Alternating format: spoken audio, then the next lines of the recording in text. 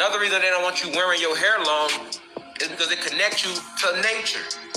The more you let your matted hair, matted ether, the more you let your matted ether grow, it holds all this electricity and energy. See, this is why we wore our hair like that. And we are magnets, magnetism.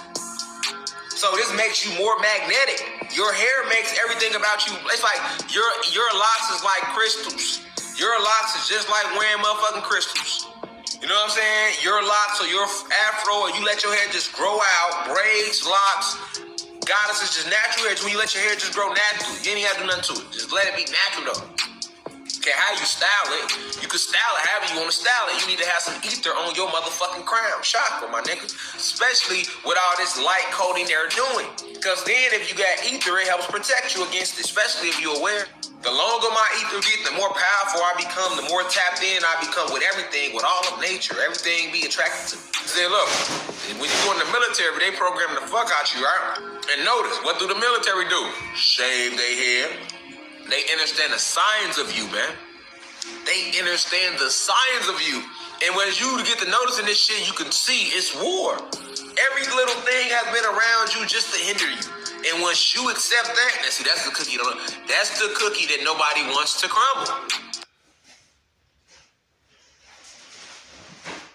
I want y'all to know how this earth used to be and how it's going to be pretty soon. Yeah, we doing it, exposing Avatar. Because it definitely was a documentary on how this planet actually used to be and the people. In this land, they found so many new organisms, beings, trees, all types of advanced psychological things happening on this planet. Mainly because they wanted to colonize and obtain resources that would make them rich. Sound familiar? In the movie, there were these beings called the Navi people. Their bodies were so advanced and connected to the earth. And they seemed to have dressed to African clothing. Now, the Navi people were very, very tall. And so was nature. All the trees, everything was literally lit. There's the same thing about giants on Earth. 8 to 10 feet people living and walking around in the past. Taller than the regular humans. Because who was these steps for? I'm not just making this up. Also in the movie, there were big, tall, giant trees. You know, on Earth, the mountains that look like they cut off trees. Now, in this movie, they was willing to do whatever, knocking down sacred trees, doing all types of things that hurt the planet and the Earth and everything that was connected to it. Sound familiar?